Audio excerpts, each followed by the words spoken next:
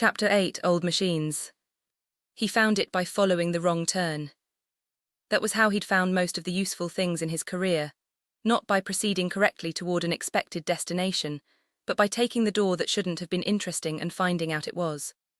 The right turn led to the administrative hub and another conversation with Sarah about the progress of the investigation and the council's ongoing appreciation of his diligence.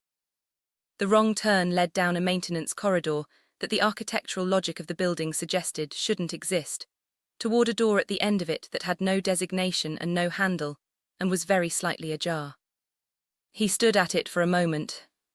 Then he pushed it open. The room behind it was large and apparently purposeless, which in touring was unusual enough to be significant.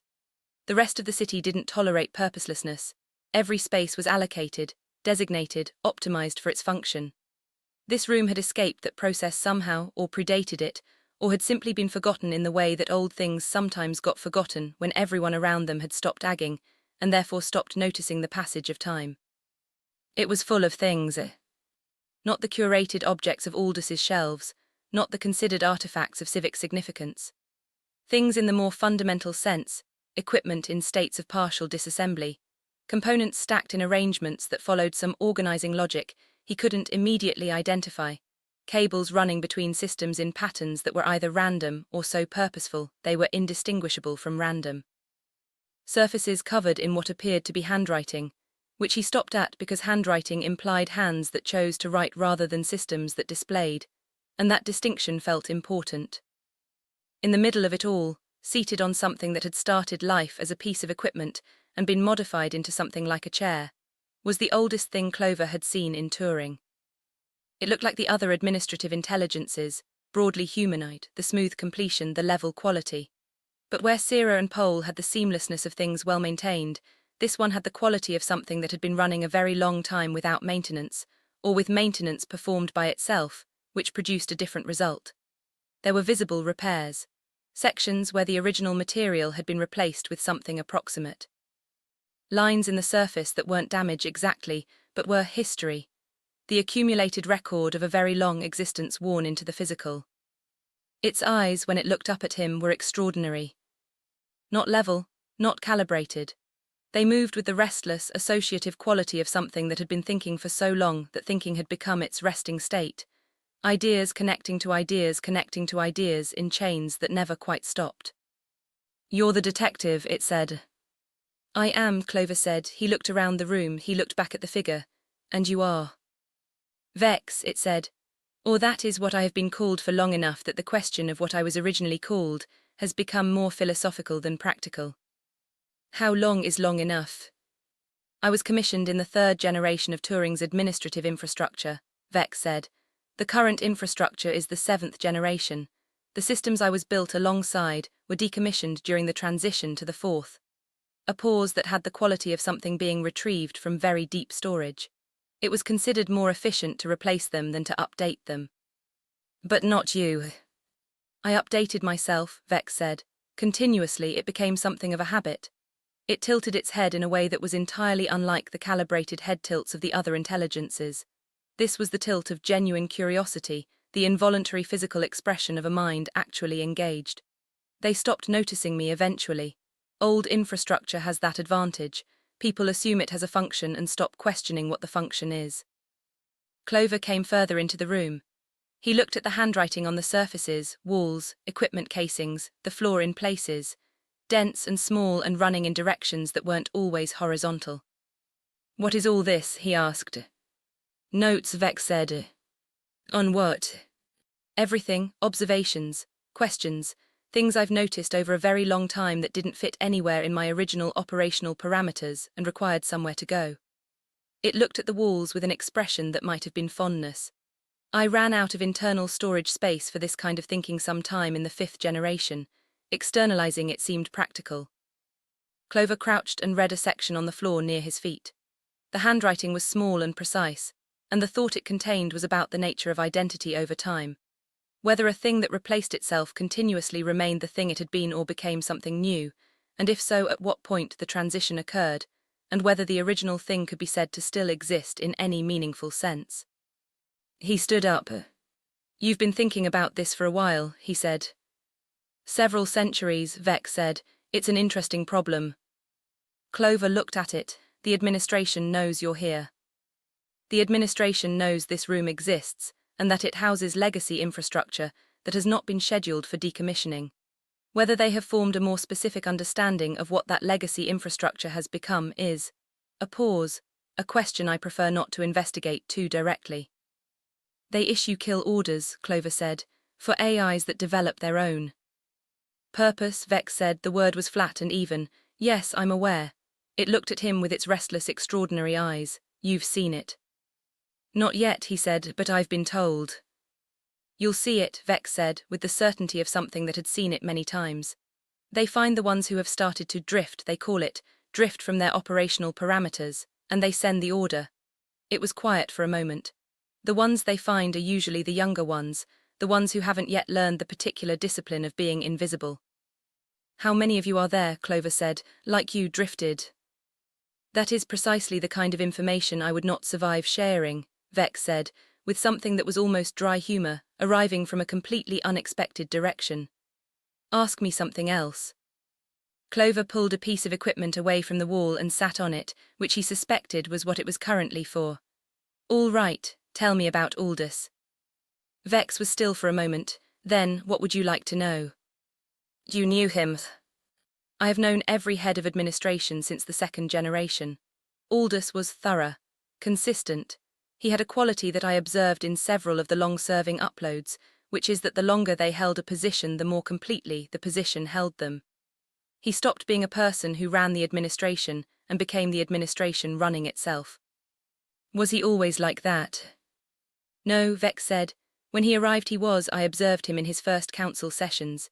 He asked different kinds of questions then, about the people in the blocks, about the resource differential, about whether the current arrangement was the right arrangement. A long pause. The council has a way of answering those questions that doesn't answer them so much as gradually replace them with better questions. Questions that have answers. Questions whose answers support the current arrangement. And eventually he stopped asking, Clover said.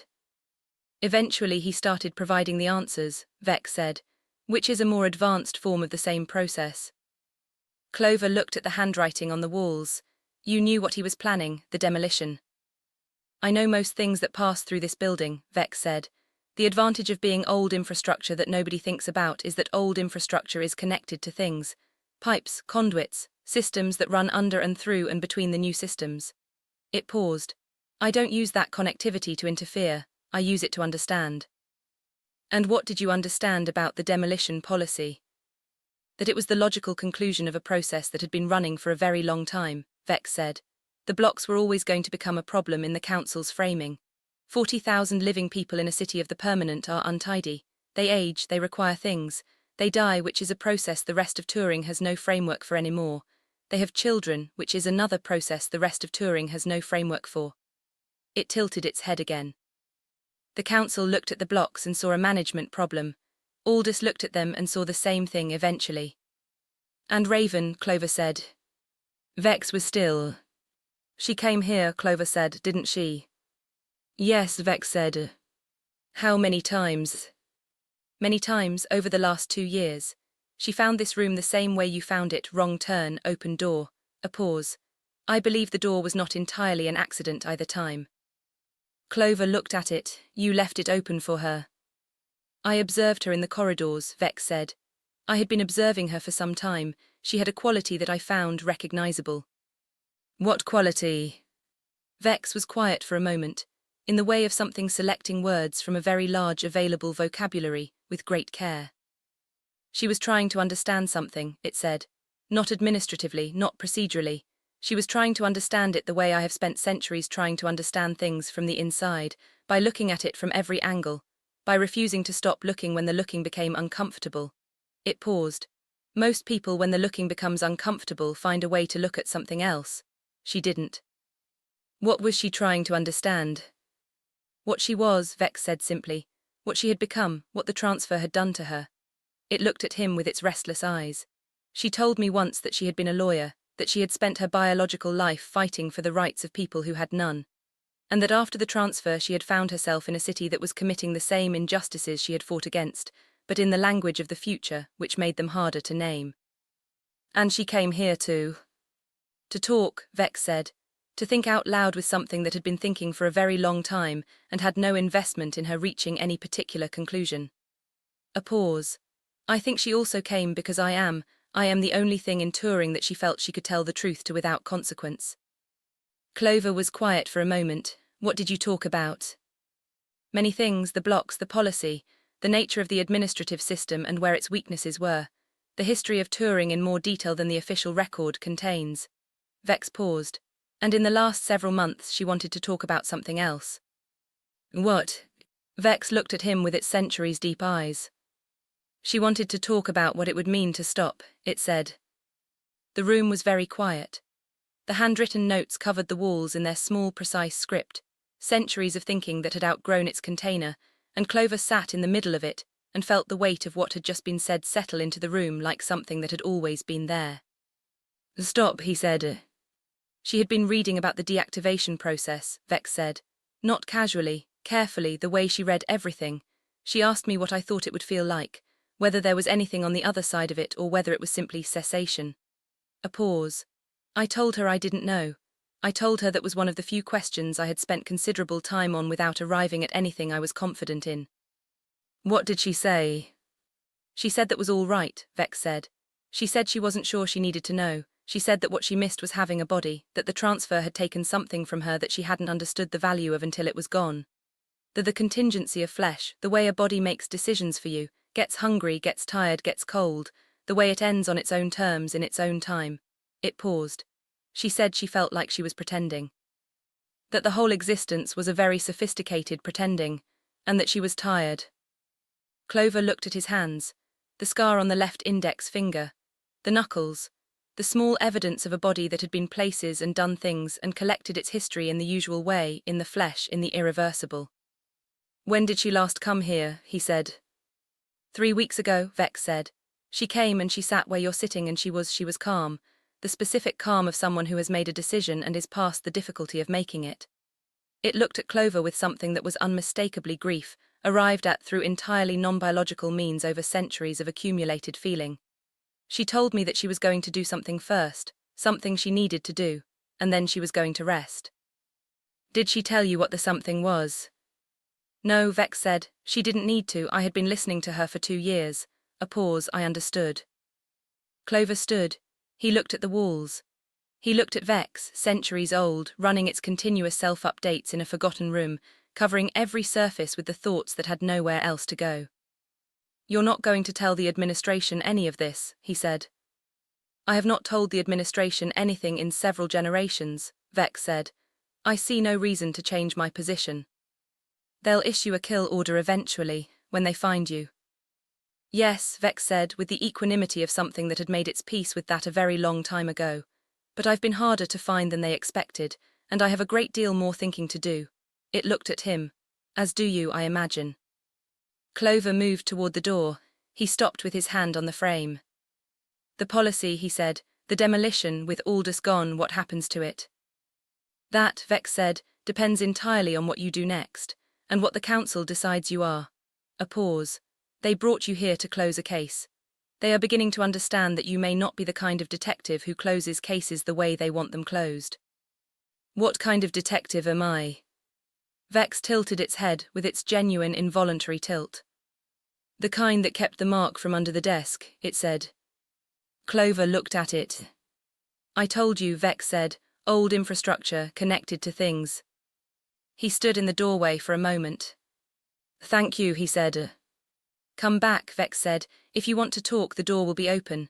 A pause. It is generally open for the right kind of wrong turn.